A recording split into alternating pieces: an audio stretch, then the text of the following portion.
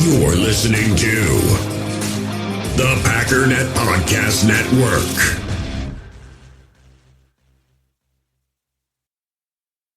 U.S. Cellular has noticed the way we use our phones has gotten ironic. We try to put our phones down for dinner, but the menu's on a QR code. That's ironic. We hit like on social posts that we don't actually like, which is ironic. Which is why U.S. Cellular created Us Mode, to help us reconnect with each other and use our phones less ironically. A phone company wanting people to use their phones less is ironic. Let's find us again with Us Mode from U.S. Cellular. Visit uscellular.com/built-for-us to get started. This episode is brought to you by our good friends at NFL Sunday Ticket on YouTube TV. I'm sure by now you've all gotten back into your Sunday routines, but they could be even better. With NFL Sunday Ticket and YouTube TV, you get the most live NFL games all in one place, every game, every Sunday. And you can even watch up to 4 different games at once with multi-view, one of my favorite inventions of this decade. It's exactly what you need to catch all the action. Make your Sundays more magical. And also, YouTube TV is great. I got it this year. It's awesome. Sign up now at youtube.com/BS. Device and content restrictions apply. Local and national games on YouTube TV. NFL Sunday Ticket for out-of-market games excludes digital-only games. Hey, what's up, guys? Welcome into Packers Total Access. My name is Clayton. You can check us out on Packernet.com. Find me on Twitter at Packers_access. You can email us, PackersTotalAccess@gmail.com. You can text us, 865-658-5824. Join alongside Tim live in Green Bay. We may have a couple people file in here by the end of the show. I don't know. Right now, though, Tim, I'm ready to tag team this episode and get out here and talk a little Packers this evening, man. How you doing? Doing great, man. Got some work done today around the house. Was out in the garage, little garage therapy. It's raining, you can't do much in the line of outdoor work, but you can be in the garage when it's raining. So absolutely, man. Absolutely. How about you? Were you busy? How's the weather down by you, man? Beautiful, man. We were about 85 degrees today, sunny, a little bit drier air, a little breeze blowing. So got done with the work day a little early, got home, got in the pool. Man, Lincoln, I tweeted out a picture of my German Shepherd Lincoln hanging out. Well, check this out. We're in the house eating dinner. The dogs are playing in the backyard. And I go to let them in. I open the door. Everybody came in but Lincoln. I'm like, where's Lincoln? Lincoln. Poke around. He is in the swimming pool.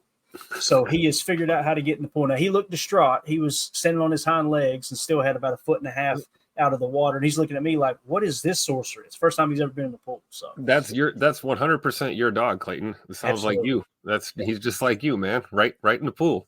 He got drunk and fell off the deck, just like me. You know what I'm saying? That's the way that works. But anyway, it was a fun day though, man. It's every day that goes by, the shadows seem to get a little bit longer, you get a little more like fall. Tomorrow we got high school football. I'm excited about go watch my nephew play some ball. Going to eat some pizza there at the stadium, all that good stuff. This is the time of year where the diet gets thrown to the wolves, man. So no more diet. But a couple of things right off the bat here, Tim. Thanks for helping with the ticker there, my man. A little bit of news that, I guess you could call it news. I don't know if you're the same way, Tim. I'm pretty sure you are. I grew up watching John Madden call games, hearing his commentary with obviously Pat Summerall, and that was like the voice of professional football for me as a child. And with his passing a few years ago, it's tough. You see a legend like that, pass away that did so much for the game of football. There's actually a biographical drama that's going to be dropping here. And of all people, they got Nicolas Cage to play John Madden. So this is at Variety that tweeted this out. Said Nicolas Cage will portray John Madden, the legendary American football coach and sports commentator in Madden, a biographical drama from director David O. Russell. Wait, I'm sorry. Wait, it's wild. This is real. This is real. And when they landed on Nick Cage to play John Madden. What's funny though, Tim, he'll probably crush it. Oh, I'm sure he will. When I seen it, I was like, why Nick Cage? But he'll probably if it's a biopic, so maybe it's like this is younger, John Madden. Maybe like this. There could be multiple actors playing John Madden. So we shouldn't be too critical there. But that did kind of throw me for a loop. I'm like, really? I wouldn't have thought Nicolas Cage. Not in a million years. and I know people are going to laugh at it. And they're going to go, what? They're going to have the same reaction we did. Why the hell Nicolas Cage? But again, watch, he'll end up crushing it. He'll probably win some awards or something. But just hearing his life story, I don't know if you guys have watched it or not, but when we wrap up tonight, I highly encourage go right here on YouTube and type in John Madden of Football Life. It is phenomenal. It is absolutely phenomenal to hear he just fell in love with the game of football as a young kid. It's just the all-American football story. It's just so cool. So I'm really excited about watching this, other than the shock factor of Nicolas Cage. Okay. So anyway. Eric Sutherland in the chat. Eric Sutherland says Tim's favorite commentator was Dennis Miller on Monday Night Football. This is not the first time I've had to say this to Uncle Eric, but you watch your damn mouth there. Watch your mouth. You close your mouth when you're talking to me. That was an interesting experiment, though, right? Dennis Miller on Monday Night Football. Holy cow! It was something. Yeah, there were many people fired up about it, and it was the perfect example, in my opinion, Tim, of the NFL, or more specifically, I should say, networks, just thinking too hard about this. The thing that made Pat Summerall and John Madden so successful in calling games, Pat Summerall was a minimalist, meaning he would let you hear the crowd. He knew when to shut up and not talk. He would rather talk too little than too much. And John Madden brought this whole approach, like it was so much passion for the game. And he talked about football, even though he was a former head coach. He talked about football like he was a fan. The boom, the whaps, the wops, all that stuff, right? Yeah. And I think it was Joe Buck that said it best. He said, man, when you listen to Pat Summerall and John Madden call a game, it was like they were sitting next to you on the couch having a beer, right? That's really what it felt like. Yeah. So who's your favorite announcer of all time? Is it John Madden? Yeah. Or sports in general. See, that's tough. I've got football. A lot. Let's say football. Oh, John Madden for sure. Madden and Summerall, you're right. That's childhood for us, right, Clayton? I mean, that was a weekly routine during the season, hearing those guys call a game. And you hit it on the head. That's why they were so good together, because their styles complemented each other so well. And there's still a void in the game without those two right now. We've got the new generation of these broadcasters, but certainly Madden and Summerall. And then I guess right now, of course, we have the best broadcast team in the business, Larry the Rock McCarron and Wayne Larrivee. We are lucky and blessed as Packer fans to be able to hear those guys call a game, man. It's something else. Yeah, definitely, man. No doubt about it. For me, it was John Madden. As far as like pregame show and stuff, I love the Fox NFL Sunday. Still do to this day. And a lot of those guys are still on that set. I've gotten now to where I like the show before Fox NFL Sunday with Carissa Thompson and Charles Woodson and the whole gang. I think they did a phenomenal job there too. But yeah, for me, it's definitely John Madden for sure. So yeah, that's how I would see it there. Let's see here. GB from Wisconsin says, guys, any special method you prefer us tuning in? Rumble, YouTube, etc. Where do you get the most bang for your buck? I would suggest YouTube, but it's really, really important to make sure you're still subscribed to Rumble and X. And the reason being is because before we had some issues with YouTube where we had the channel suspended for a couple weeks and still never got an explanation why. So that does make me a little nervous to put all the eggs in that basket, if that makes sense. But I feel like YouTube is the best experience for watching our show. But whatever you prefer of those three, but just always know that if for some reason we stop going live on YouTube, we're still going live on X, we're still going live on Rumble. Okay. Hopefully that answers your question. So, all right, Tim, one thing I wanted to do tonight, we'll get into it in a second. I wanted to ask some of the Patreon members, hey, what's on your mind? You had a question for the pod, that type of thing, kind of keep our finger on the pulse. Before we do, this was pretty cool. PFF Green Bay Packers had tweeted this out a few days ago. Michael Pratt, 83.6 passing grade versus the Browns. That was the second highest amongst rookie quarterbacks in week one. So, yes, that was a higher grade than Caleb Williams with the Chicago Bears. Now, take it with a grain of salt, but I still think it's cool that, that is something that's kind of rare that happens. This is looking like a strong quarterback class, but also it's kind of looking like with Michael Pratt, we might have found a gem there in the later rounds. I'm excited about it, man. I really am. So we kind of felt that way from the very moment that pick was announced. Yeah. I almost want to run back to the live stream from the draft, because that was when we got KT Oladapo, that was amazing. The only prediction I successfully hit on in that draft. But Michael Pratt, man, what a story. And it's almost kind of unreal that he's a Packer, if you really think about it, because I don't know how he was on the board when we were picking, but to get him in the 7th round is just, it's incredible, man. I'm like speechless. I don't know what to say, because I thought for sure 5 or 6, 5th or 6th round at the very latest he would have went. I didn't think he'd be on the board. And me, I was remember I kept screaming at Ryan that we should take a corner, and so they took Pratt, and then they took what was it, Kalen King after Pratt. So I got my corner in the end, but no, we were excited, man, from the moment that we knew he was going to be a Packer, and he's just looking really good. I mean, he's a rookie. Rookies are rookies. They're still raw because they've never played in this league.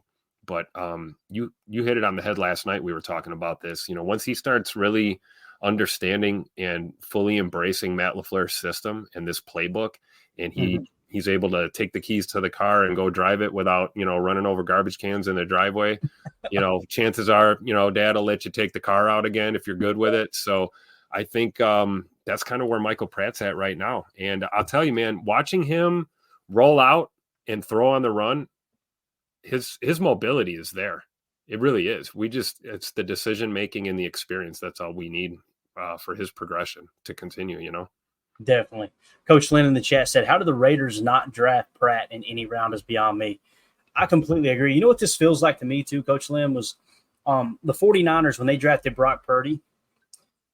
I remember hearing someone talk about this on a podcast that I believe it was the owner or one of the owners of the 49ers was in the draft room, and they kept looking up and seeing Brock Purdy's name. And they're like, you've got a 3rd round grade on him. Why aren't you drafting him? And the main reason was because they had, Trey Lance. Funny to think about now, right? You had to think Jimmy G and Trey Lance at the time. But what ended up happening, get to the very last pick in the draft, and that owner talked John Lynch into drafting Brock Purdy in the 7th round with the very last pick of the draft. And now he's one of the best quarterbacks in the league. At least he was last year. He's got to prove it year in and year out, just like Jordan Love does. But he had a really, really solid year last year. This kind of feels the same way. I think I want to say it was Ted Thompson, Bill Walsh. I can't remember who it was. Someone made a statement a long time ago that you want to draft a quarterback in every draft. Just take a swing, right? And it kind of feels like Michael Pratt, in some cases, people probably had a 3rd or a 4th round grade on him. Like Coach Lynn's saying here, it makes no sense why the Raiders wouldn't take a swing at him. But, Coach, this as well as anyone, some organizations at every level of football, they value certain traits more than others, rather than how we as fans, I think a lot of times, Tim, we just look at a player like, overall, I think that's the best player there, right? So, right. Very true. And, as Packer fans, especially with the quarterback position, we draft and develop. That's not a secret. A lot of other franchises don't necessarily take that approach, at least not to the degree that we do, when you're talking about from GM on down to your staff and how you're building a team and having a stable of quarterbacks, right? Wasn't that a Ted Thompson quote too? The best time to take one's when you don't need one, or something along those. I think that I want to say Bill Belichick said it too. Okay. It's just kind of common knowledge throughout the coaching and the front office ranks. For sure. Yeah. And this organization fully understands how that affects a veteran quarterback too, that's got 12, 13, 14 seasons under his belt, regardless of who that name is. When you draft the replacement, of course, feathers are going to be ruffled, but hey, the NFL should stand for no feelings league, because how you feel is one thing. And the reality of the situation is you have to put your best foot forward and the best talent on the field, regardless of what a player has done, potentially could do in the future. This is the now. We live in the now, and it's always good to have quarterbacks or have depth at the quarterback position. It's tough to keep them all on your team, but it's certainly a great strategy to just pick up on somebody and put that time in. I mean, look at Jordan Love. We talk about the time that he was kind of robbed of in his rookie year. thank God it didn't stun his development, because he's looking just fine right now. And I think it's because of the approach that this organization takes when it comes to their quarterbacks. And the legacy, I believe, will continue on for years to come in Green Bay at that position for sure. Yeah. Drew D said, didn't Wolf say that, talking about the, take a quarterback every year? I think it might have been Ron Wolf. And of course, he came from the whole West Coast philosophy. Again, people hear that West Coast offense and they think it's just about the offense. It was that whole culture and the way that Bill Walsh, kind of created a blueprint for putting an organization together from the top to the bottom, from the person who answers the phones to your starting quarterback, right? But yeah, I think you're right. I think Wolf did say that for sure. Jake Shavink said Bill Belichick. I'm not sure what he was referring to there. That was that comment, like you said. Shavink was confirming that the best time to take one's when you don't need one. Yeah, there you go. So, all right, let's see what else we got here in the chat. There was one more too that I wanted to hit on. It was about potentially trading Pratt. My whole thing there is you want to imagine if the 49ers had traded Brock Purdy, right? Right. What would they have gotten for him? At this point, what are you going to get? You trade a 7th and get a 5th, and then you watch him turn into Brock Purdy. That would suck. That would suck bad. But I think we're kind of getting back to the olden days of you remember in the 90s, Tim, Green Bay had just a wealth of quarterbacks. People like Mark Brunell. Kurt Warner was in camp one year, right? Let's see who else. Matt Hasselbeck was there, right? You had all these great quarterbacks that came through, and Green Bay would draft them, sign them, whatever, and then lo and behold, they've molded them into a great quarterback, and then they're off to play somewhere else, right? For me, Michael Pratt, we got to see more. I'm trying to curb the enthusiasm, but I'm telling you, everything he's shown up to this point, I think he's the real deal, and I think he's going to be. It makes me sleep a lot better knowing that he's got all the skills and talents to play the quarterback position and try to win you a game or two if for some reason Jordan does get banged up. Sean Clifford, listen, he's no pushover, right? He's going to battle his ass off in this quarterback camp battle here, but I think that Pratt's got as good a shot as Clifford does of holding that number 2 spot. Ben Holden said, who does Pratt remind you of? That's a great question. Who does Michael Pratt remind you of? Typically the first thing that comes to mind is probably the correct answer, Tim. Whether it's right or not makes no difference, but it's probably the one you truly believe. The first thing that came to mind for me, and this is a very small sample size outside of college, is Tony Romo. Tony Romo was mobile, but Tony Romo wasn't obviously he wasn't like a Michael Vick or someone like that mobile, but he was a guy who could make those secondary plays. He could tuck it and run if he needed to. He played smart. He threw the ball accurately. He had quick release. I feel like Tony Romo was people were going to shake their head at this. I think he was somewhat underrated. And I know he got a lot of publicity being with the Dallas Cowboys and being a starting quarterback there. But I think Tony Romo was a really good quarterback. I think you take Tony Romo and put him on those Patriot teams. I'm not saying he would win as many as Tom Brady, but he's probably got several rings, But that's the first thing that came to mind for me. What about you, Tim? Anybody come to mind for you, man?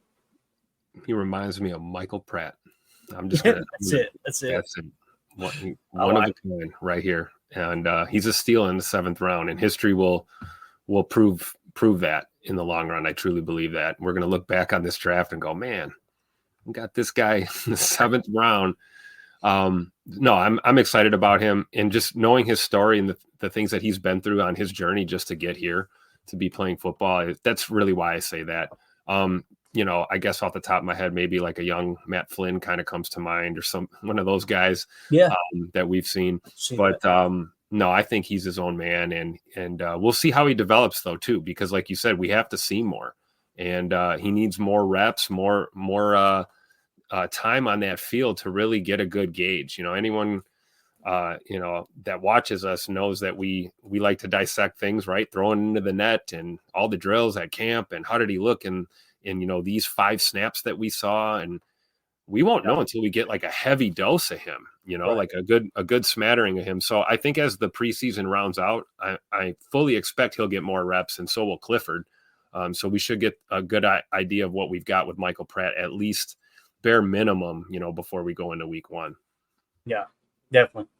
Drew D in the chat said, in my opinion, you don't trade a quarterback you believe in until you can get at least a first. I think that's very well said. Yep. To think, all right, let's flip him for a couple of rounds earlier. Again, you got him on a rookie contract. If he is, let's say that he projects out after training camp and you go, okay, he's going to be a good quarterback, not a great quarterback, not even a very good quarterback, but a good quarterback. You've got him for 4 years as a backup. That's a pretty good place to be in, you know? And if somebody comes calling, like Drew D said, for a first-round pick, then you entertain it, right? Yep. I can see that for sure. Let's see what else we got here in the chat. Drew D says, Pratt reminds me of Derek Carr. I can see that. A little bit of mobility, right? Yep. Good, accurate passer. Seems to read the defense well. And, again, we're basing Pratt off of one preseason game, not even a whole preseason game, and the college tape, right? And in college, I could see a little Derek Carr for sure. Mike Berry said, why do I remember Frank Patrick? Sounds like a CPA somewhere. Who's Frank Patrick, Tim? You know who that is? I'm sure it's a player from the 80s, you know, that I don't know. Probably 80s. Yeah. Probably is. Quarterback Lynn Dickey's as far back as I can dig the cobwebs out and maybe. You're talking about a dog too. Lynn Dickey was a dog, man. I love watching some of those highlight reels. Like, yes, man, sir. That was a high-powered offense. Roger Davis says Tony Romo, Eastern Illinois, my alma mater. Good stuff. Good stuff, Roger.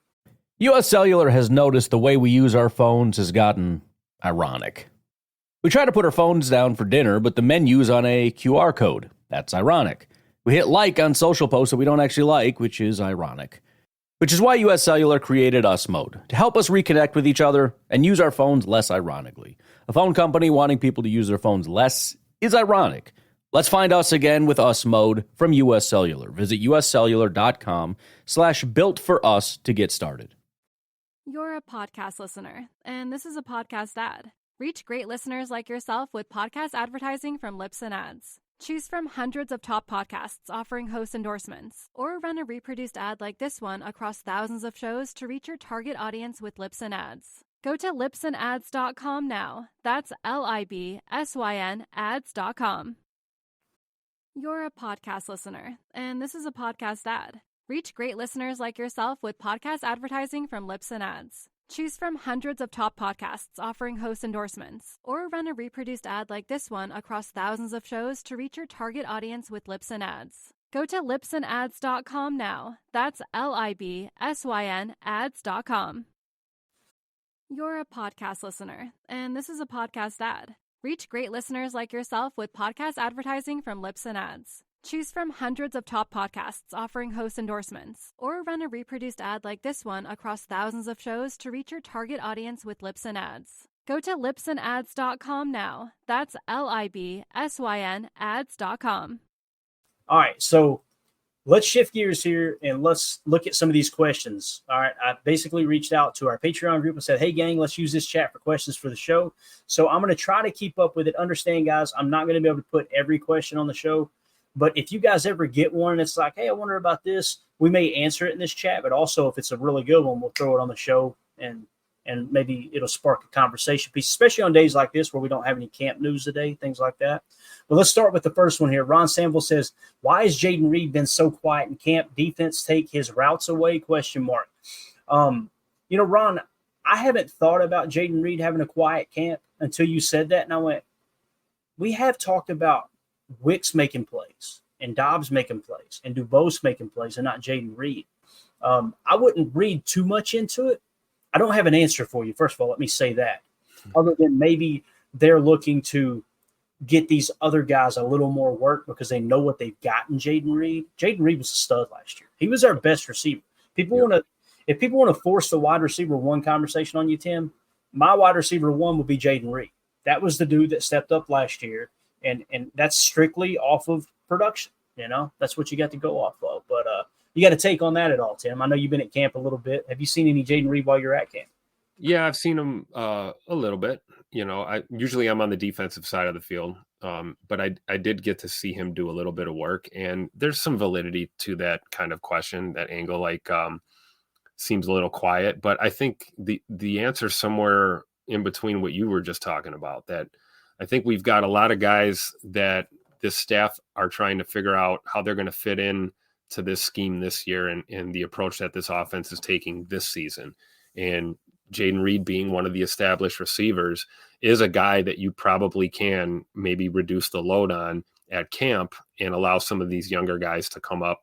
I shouldn't say younger, some of the newer guys to come into this system and see what they bring. Maybe they want to see more of Julian Hicks. Maybe they want to see more of Grant DeBose in different ways. And that could be the simplest explanation, tends to be the best one, hopefully, in this scenario. But I don't think it's due to anything with Jaden's game. I saw him working on the jugs machine, doing punt returns and stuff. I believe that was Tuesday. He was doing some work with the special teams. And we also got to remember, too, Reed has the same kind of quality we talk about with Christian Watson, where he draws a lot of attention from that secondary. If you're sending Scoot on a go, you're definitely going to have safety help over the top. Jaden Reed's a guy that can draw a linebacker out of position or cause a safety to come up at the worst possible time for that opposing defense. So, maybe they're just looking at expanding Jaden Reed's, repertoire and how they're going to utilize him this year.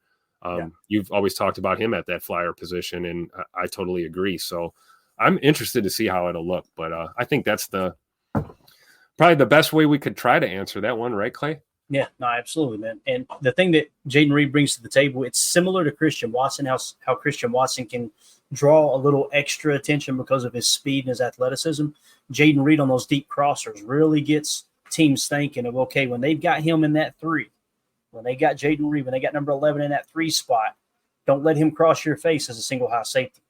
Clamp down on that because they'll burn you on that climb route. And when you do that, now you've got the singled up coverage you're looking for on the right side or the left side, whichever side. And that's what you see with the Tay Wicks touchdown the other night, albeit a vanilla defense, but it is what it is, right? Dad in the chat, I don't know if it's your dad, my dad, somebody's dad, but they said, I believe Matt LaFleur answered that. He isn't going to show all his cards. I think that's probably – I wanted to answer the question like that, Pops, but I hesitated because it's like that's a pretty easy answer. It's kind of just because we don't truly know. But that would make the most sense. Like, hey, look, let's don't put too much Jaden Reed in the headlines out there. You know what I mean? Maybe we're thinking too much about it, too deep into it. But next question here, Tim. Cheesehead Murph, if you had to trade one wide receiver, who would it be? Has to be projected to make the squad, though. Oh, man, why are you doing us like that, Murph? And listen, this is the one I dreaded the most, but it's probably the best question of the group. It is. We're going to preface this, okay? Listen to me. We are not saying we want to trade these players, but if we had to, hey, you got to. Like Jacob likes to say, if somebody held a water gun to your head, okay, and made you choose a wide receiver to trade, all right, it was tough. So what I did was I pulled. You guys know one of the key statistics that I love outside of catch percentage, drop percentage, that type of thing, is receiver rating, which is passer rating when targeted. So I pulled up the Packers from last year and I sorted it. Worst to first, receiver rating, passer rating when targeted, okay? Henry Pearson obviously didn't have a catch, so just kind of scrap that. Next is Samori Toure, okay?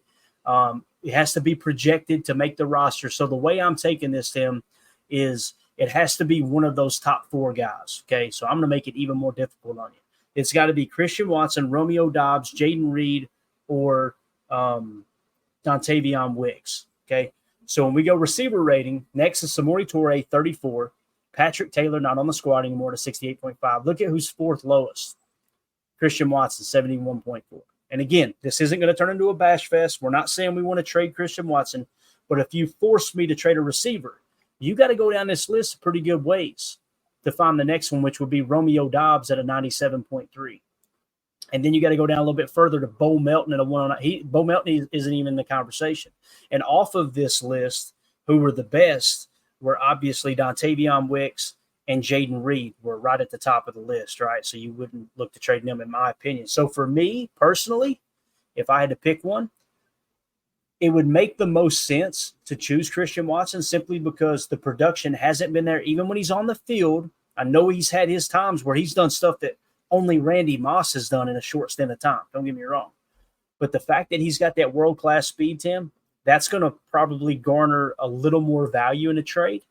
And if I'm looking at this from a statistical standpoint, I'm looking at receiver rating going, man, Dobbs would be next on the list. I would rather keep Jaden Reed and Dontavion Wicks than Romeo Doubs and or Christian Watson. That's just me personally.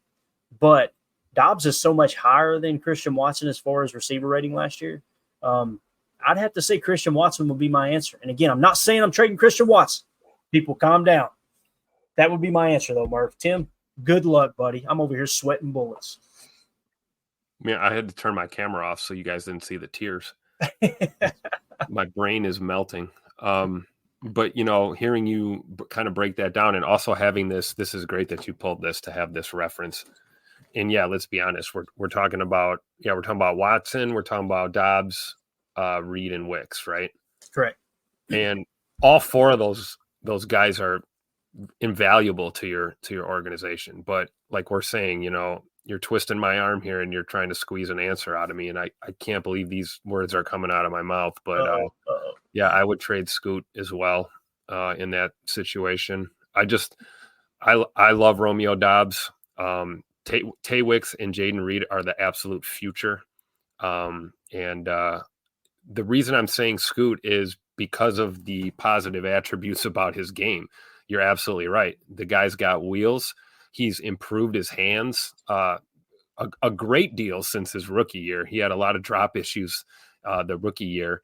And I think he's going to garner more on the market. So if you're looking at this and you're putting your GM hat on, I think you're going to get more value, especially, if we fast forward here through this season and Scoot has a breakout year and is healthy and plays a lot of football, he's going to get even more value. So yeah, in this hypothetical, let's stress hypothetical scenario here, I would go with Christian Watson on the trade. Got it. All right, let's see what the chat says here. We had a couple. Jake Shavink said Doubs. And the reason I would push back against Doubs, you got to score points to win ball games, right? Also, availability. And this is not me trying to dog Jake here. I think it's a respectable. It would be my second. It is. Yeah, I was just going to say it's a respectable answer for sure. But receiver rating, right? Pretty solid. Red zone target, dude scores points at will. Also availability, accountability. Yep. That dude, he's always available. Again, I think I would lean Watson, but Doubs would be my second choice. Wow. 2-0 for this says Watson. This is a great point. You kind of hit on this, Tim. Watson has so much potential. The rest of the league has to see that. And if he has his hammy issues under control, he is worth the most by far. And that's what I'm getting at. How much would you get in return for Romeo Doubs as opposed to Christian Watson? I think Christian Watson, you're probably getting probably around a second or, at least a second round pick, maybe a third round pick. With Doubs, I don't think the rest of the league sees him as valuable. And most of that value, Tim, comes with this chemistry that he and Jordan Love have created, even off the Packers in their offseason for so long, where they've worked together with the same trainers, right? So, yeah, absolutely. And, this is one of those, this is like rare. This is like an eclipse. I'm actually not on the same page with Jake Shavink on this one. But it would be cool to really look at this from a, bird's eye view here. Getting all these different takes is good because let's be honest, this could be a realistic scenario that we're going to have to deal with here in the relatively near future. That's the thing. We always talk about depth at any position group is a good problem to have. It's true, but keyword problem. It will be a problem trying to figure out how to crack open that checkbook and get everybody paid and happy and, figure out who the nucleus of your receiving core really is going to be as we go forward here. But yeah, I think I'm with you. I think Doubs would probably, logically have to be the second choice for that question, right? Because Wicks and Reed are just so valuable. Yeah, definitely. All right, Cheesehead Murph with the next question too. Do we think Matt LaFleur is going to be in the top running for Coach of the Year? Also, do we have a DB as the defensive Rookie of the Year? Appreciate it, Murph. Tim, I'll let you go first. Do you think Matt LaFleur will be in the running for Coach of the Year? No, I'm going to say the same thing I've always said since he's gotten here. We're going to have to bring Lombardi home before he gets any respect in this league. I truly believe that.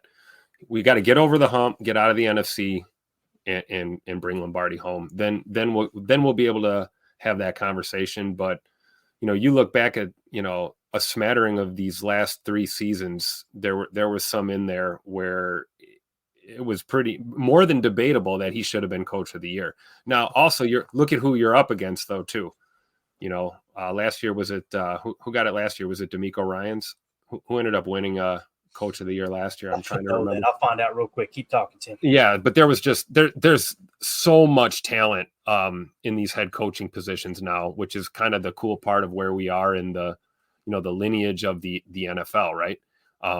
We've got younger blood at the helm here. We've got some guys that are our age that are head coaches in this league, and it's pretty cool, man. But I don't know. I don't know what else to say other than like, well, what more can Matt LaFleur do to get coach of the year? It's like win a Lombardi. Yeah. I believe that's what's stopping this.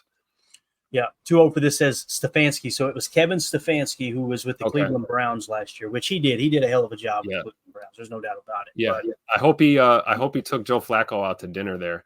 Exactly. You know what I mean? Because that kind of got him over the hump there for sure, but well-deserved. Definitely. Ron Samble says LaFleur is plus 1,200 coach of the year. If they win, like Tim says, might pay big. Ron Samble said it's not a guarantee, but it's a guarantee. So Ron's trying to get me to bet on sports. He's gonna make me break my rule. I don't gamble on sports. Definitely. Ron Samble also said 15-2 would get coach of the year. I thought 13-3 back-to-back seasons would get coach of the year too. That's a great point. I was just about to say 15-2 will get it done. And I'm like, yeah, you're right, Tim. 13-2 couldn't. Oh my God! And coaching back-to-back MVPs is just like, yeah, no big deal.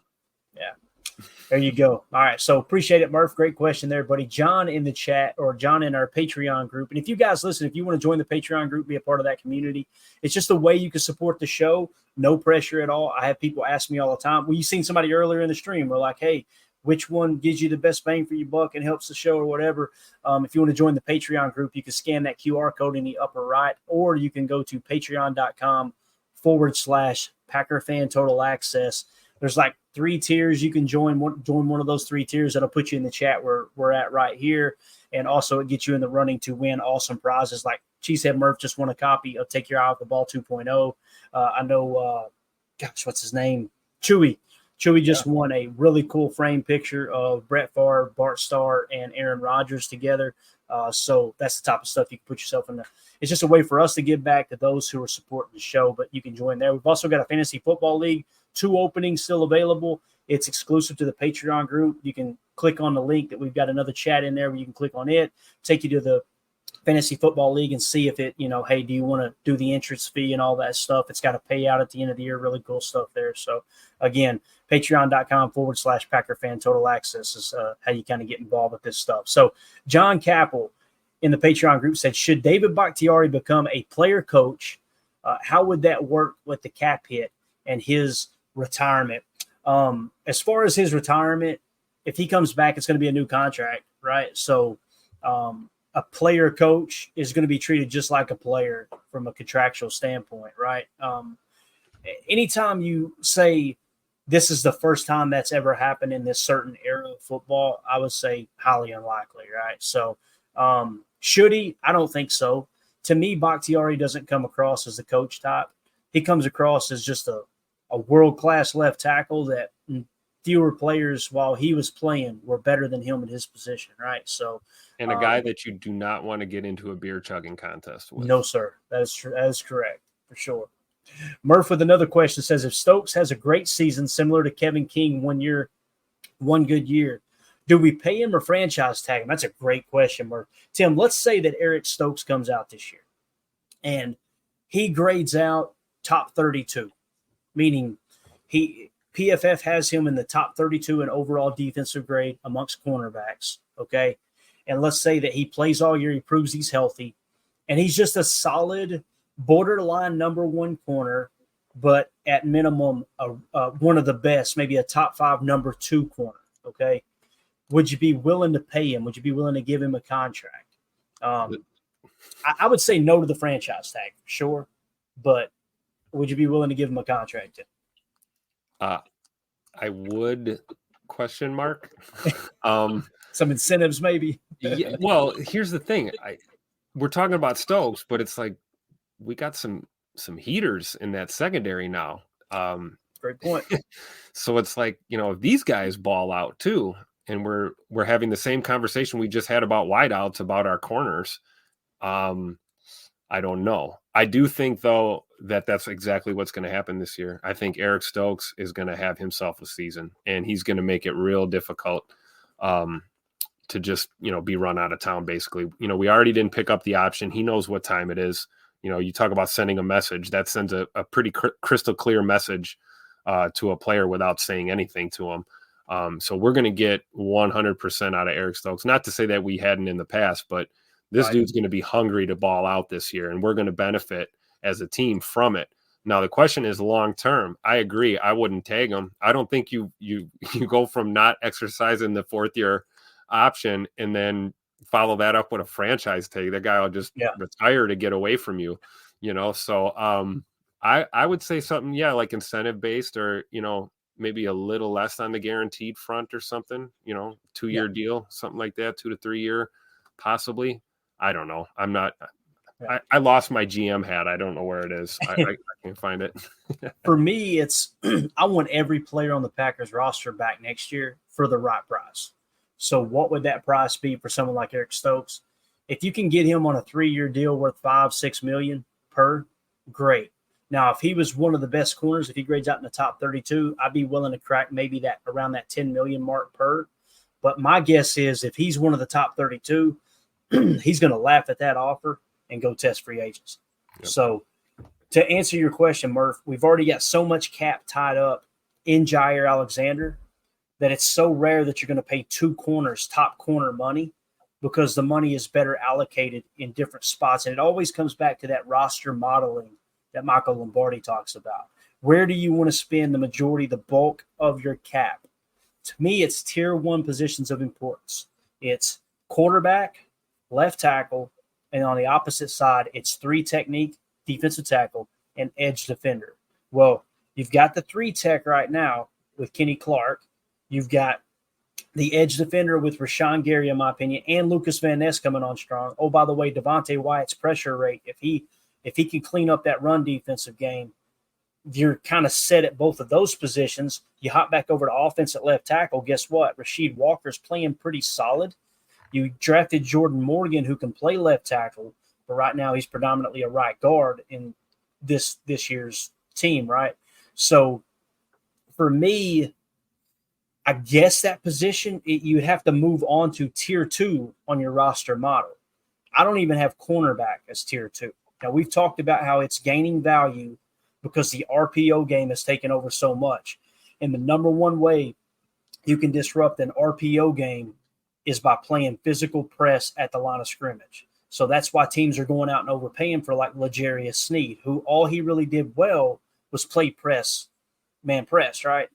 That's important for stopping the RPO game. That's kind of it's still holding on very strong in the NFL right now. So. I agree. And I think any good DB room is going to have at least one of those dudes, right? You got to have at least one of those physical press guys.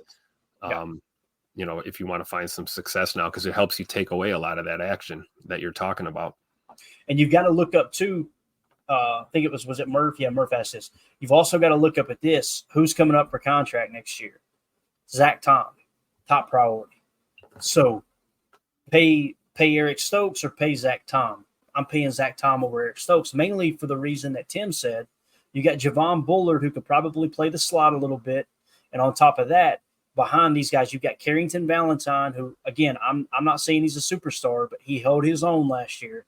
And then you got Kalen King, who's really turning heads in camp. And people say, well, if you move Javon Bullard to the slot, Clayton, who's going to play safety? I'll tell you who's going to play safety. Look at this right here. PFF Green Bay Packers. Evan Williams in his NFL debut, 79.8 coverage grade. That was ranked first among rookie safeties. He had 15 coverage snaps, 14 receiving yards allowed, and 2 stops. Oh, by the way, a forced fumble. 1 preseason game. But if this dude, Tim, we've seen it on the college tape. Yep. The Packers drafted him way, way earlier than anyone had him on their draft board. So the best of mine, I know that he was They drafted him way earlier than I had him on my draft board. So the Packers seen something. The college tape looks phenomenal. You go to training camp. He's absolutely lighting it up in training camp. I think he's leading the team in interceptions in training camp. Then he comes out in his first preseason game. Every step of the way, check box, check the box, check the box, check the box. If this dude keeps balling out, Keyshawn Nixon's going to be fighting for his football life because they're going to push Javon Bullard to that slot spot. And I'm right on the borderline of going, you know what? Let's do it. Because I want to see what this kid can do when the real bullets start flying. I really do. So, I'm so excited for Sunday night because I'm hoping we'll get double the action with him out there. I mean, 15 snaps in coverage is pretty good. You know, I don't know how many total snaps he played, but I'm hoping in my heart that the workload increases for him this week, and we'll get to see a lot more of him. Again, another guy they probably don't want to show too much, but hey, man, he's jumping off the film no matter how you shake it. Like you said, we can go back to college tape. We can go look at what he did last week, and it's going to continue. So I don't think you're really hiding this guy, but yeah, man, he is if Jacob were here, you know what Jacob would call him, right? Yes, he would call him a very good football player. Yeah, that's right. There you go. Yeah, no, but he's one of those guys that doesn't look like a rookie. And I mean, just physically playing shape. He doesn't look like a guy like, oh, you need to get your NFL body together. No, this guy's like ready now, physically, mentally. Almost like we were talking about. I believe that was Michael Pratt. We were saying, hey, the game's not too big for him. Same thing with Evan Williams. The game's not at all too big for him. And he's a very intelligent athlete as well. So you combine the intelligence, the football IQ, with the speed and the athletic ability that he possesses. And we all saw he's got a hit stick too, man. He will he'll knock your block off out there for sure. So, I think he's going to be a stud. I really do. Definitely. Next question from T. Rattler says, will the new kickoff rules impact the makeup of the 53? For example, more blocking types, tight ends, or running backs on the kickoff return team, more safety/DB types on the kick team. Don't need as many kamikaze types running 60 yards down the field to make a tackle on the kick team, right? On kickoff, correct. Punt, obviously, it goes without saying, nothing's changed. Yep. But for me, it seems like athletic linebackers would carry a little more weight than DBs in this because it is more of a running play than it is kind of a kick return. But I understand exactly what you're saying, Rattler. I think it will have a little bit of an impact on it. But what's so funny, though, is in the preseason, these teams, these special teams coaches, they're not tipping their hand. I don't know if you guys have watched, but they're playing real vanilla. They ain't going to give anybody any clue what they're going to do this year. So that's true. And we've seen a lot of, I wonder if there's a little wink, wink, nod stuff too before these preseason games because I mean, we saw a lot of touchbacks last week as well on the kickoffs.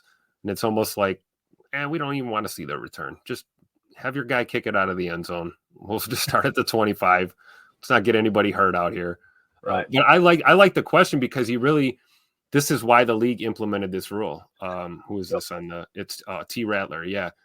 Let's see. Don't need as many kamikaze types running 60 yards down the field to make a tackle on the kick team, right? Exactly. That's exactly what the league is trying to get rid of. They don't want these guys flying 100 miles an hour and crashing into each other in the name of hopefully this reduces some injuries.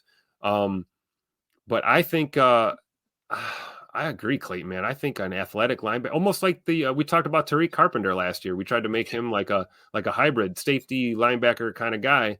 Yeah, I could see guys like Evan Williams fitting in that unit. I could see guys like Javon Bullard fitting in that unit. Guys that can lower the boom but are still quick and athletic, agile, and can fly around out there. So I think we will. I think we probably would see an emphasis on more linebackers and.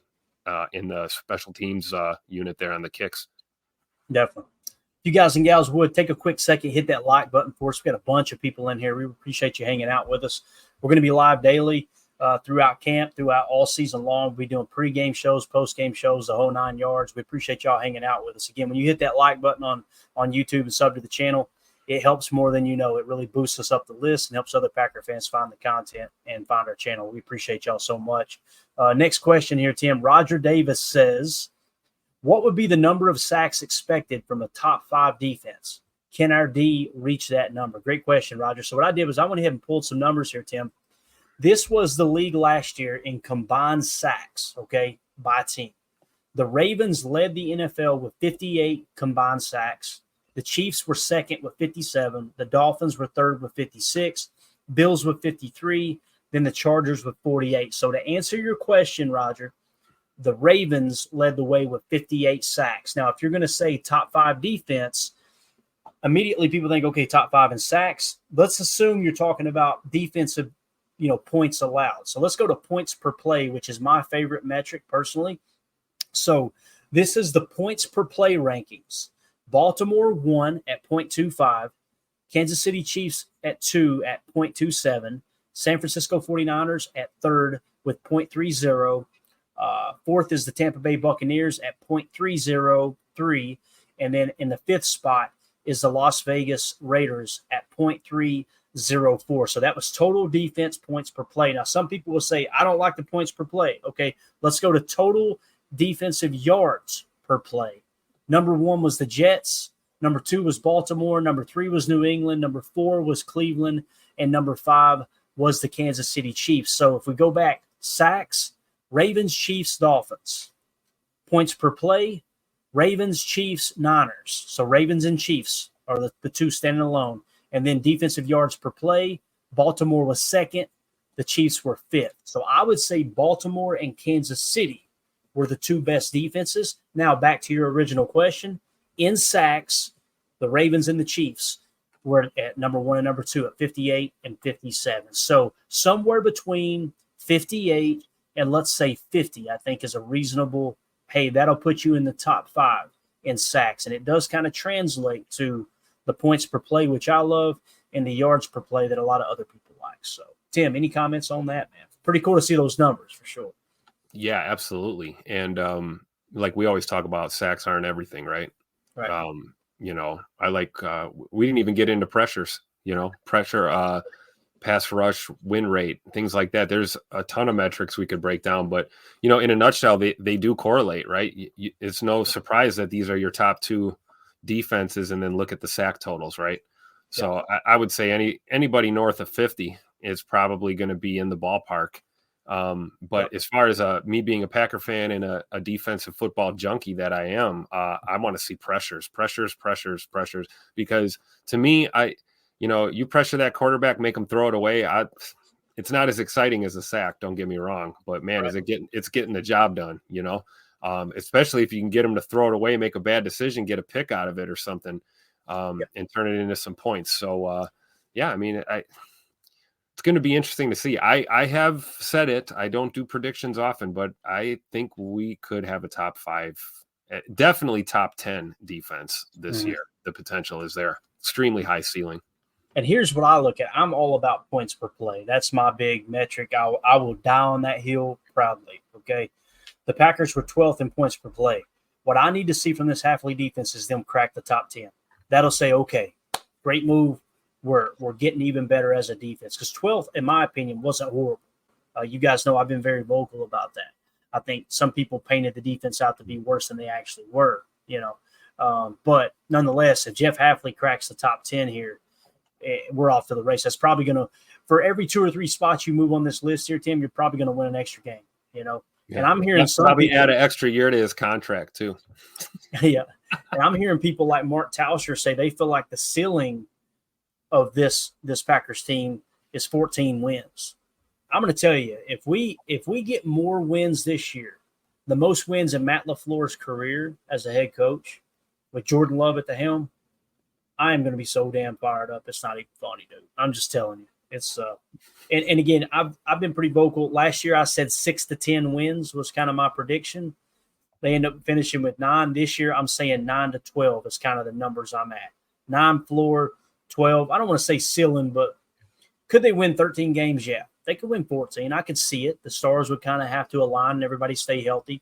But I feel really comfortable saying 11, 12 wins, probably in the ballpark for this Packers team. So 9 to 12 is my number for sure, though. So, all right, final question here, Tim. Mr. Goat says, in a world where the 32nd ranked nickel, which was Keyshawn Nixon, I'm assuming he maybe used PFF, I'm not sure, does not improve, is he paid too much to be demoted to teams or does he demand a trade/release? If Stokes, Valentine, and 23, meaning Jair, are the best 3, and Williams, Bullard are better than 25, isn't that a good problem? Yes, sir, it is a good problem. Now, some people, you get one of two things here. People that it kind of feels like Mr. Goat's on my side, like, hey, I want the best 11 out there. Love Keyshawn, all that. He's a great kick returner. But if you're telling me someone else can play the slot better than him, throw him in there. Now, we've talked about PFF quite a bit. We're not going to dive into the PFF grade. That might have been what Mr. Goat was talking about, ranked 32nd. But when you go passer rating, when targeted here, the reality is these were the slot snaps. So this is SIS data sorted by only slot defenders. Everybody on every statistic you're seeing on the screen were like the big number in the middle there, like you see Keyshawn Nixon, 415. That's how many slot snaps he had. How many snaps on defense where he played the slot. So you'll see people like Denzel Ward. Then you'll also see like Derwin James, who had 141 snaps playing the slot for the Chargers, even though he's technically a safety. Same thing with Jordan Howden. Same thing with Antonio Johnson, right?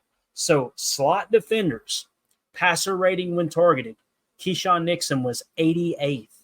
I say that because Mr. Goat was being kind of generous with the 32nd rank. Because the reality is Keyshawn Nixon got his lunch ate last year, man. 88th as a slot defender. So back to his question, is he paid too much to be demoted to teams or does he demand a trade or release? If he can't handle another player playing the slot, Tim, and this is me, maybe I'm being an a-hole. This goes for any position across the team. If a player can't handle being demoted to a backup because they're not performing, I honestly don't want them on my – I don't want them – forget football. I don't want them in my organization. Yeah. If you know without a doubt, and we know without a doubt, you're not benefiting my company, my business, my team, whatever it is, better than another person who's hungry for that opportunity, and you say, I want to take my ball and go home, good riddance. I'm not saying Keyshawn will do that. I'm just simply saying that's how I see it. What did Ice Cube say in Friday? Bye, Felicia. Yeah, bye, Felicia. Bye. Yeah. Oh, I'm demanding a trade or I'm demanding a release. Okay, bye. Don't let the door. And again, we're not saying Keyshawn's going to do that. No, we're not. But you said any player, I don't care who it is. That's an attitude problem, and nobody's bigger than this team. Right. Now, to really focus in the meat and potatoes of the question, is he overpaid if he's just a special teamer? Well, I don't know. If he puts 20 touchdowns on the board this year in a return game, I mean, maybe not. I have said this, and I caught a lot of hell last year for saying it, but I'm wondering why we saw a little glimmer of it. They threw him like an end around or something in one of the games. I get more of that. You know where I'm going with this. Whereas if we got to pull him out of the slot, why don't we pepper him in? Let's run a little 12 personnel with Keyshawn back there. Mm-hmm.